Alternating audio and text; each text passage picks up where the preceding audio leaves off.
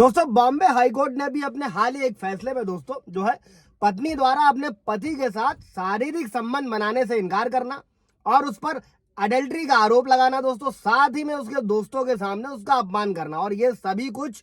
पति के प्रति क्रुएल्टी माना जाएगा दोस्तों। और हाई कोर्ट ने यह भी साफ किया है दोस्तों कि पत्नी द्वारा पति का उसके दोस्तों के सामने अपमान करना या फिर उसके कर्मचारियों के सामने दुर्व्यवहार करना ये पति को मानसिक पीड़ा पहुंचाएगा दोस्तों ये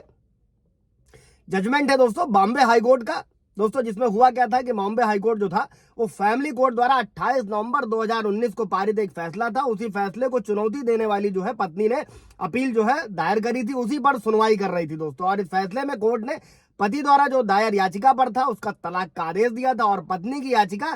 खारिज करी थी दोस्तों, जिसने वैवाहिक अधिकारों की बहाली की मांग करी थी, यानी कि पत्नी ने।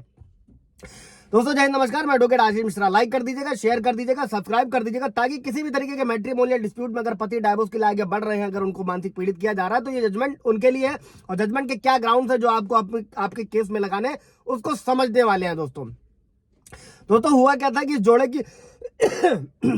जो शादी थी वो 12 दिसंबर 2013 को हुई थी और एक साल के भीतर ही यानी कि 14 दिसंबर 2014 को दोनों अलग हो गए। अभी क्या किया, दोनों पक्षकारों ने अप्रैल 2015 में जो है आपसी सहमति से तलाक की अर्जी दाखिल करी थी। लेकिन जुलाई 2015 में क्या किया, पत्नी ने आरोप लगाया कि ये जो अर्जी दाखिल करी उस दाखिल करने के लिए मजबूर किया गया, इसलिए उसने अपनी सहमति को वापस ले लिया दोस्तों। इसके बाद पत्नी ने क्या किया, एज यूजुअल हमेशा की तरह जो आप लोग भी जानते हो, स्थानीय पुलिस ने पति और उसके परिवार वालों के जो है पूरी फैमिली के खिलाफ जो है वो शिकायत दर्ज करा दी।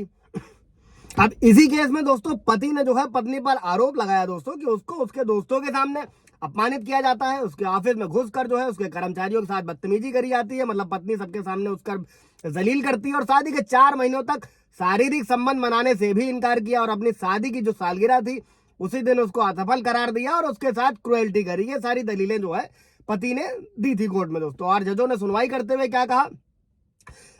कि पति ने अपने परिवार का घर छोड़कर पत्नी के साथ किराए के फ्लैट में रहकर भी कई बार शादी को बचाने की कोशिश करी, लेकिन वो नहीं आई और शादी बिना किसी सुधार की संभावना के टूट गई। और इन सारी चीजों को देखते हुए कोर्ट ने यह स्पष्ट अंदाजा लगाया दोस्तों कि दोनों पक्षकारों ने 2015 में ही जो है आपसी सहमति से तलाक की याचिका जो है दायर करी थी। और दोस्तों ये सारे एविडेंसेस कोर्ट में मान्य होते हैं कि पति ने क्या किया, अपने पारिवारिक घर से किराए के फ्लैट में जाकर अपने रिश्ते को बचाने की बेहतर कोशिश करी, क्योंकि कोर्ट में पति ने जो है अपनी चीजों को अच्छे से रखा भी और साबित भी किया दोस्तों। जैसे कई बार विवर्स कहते हैं कई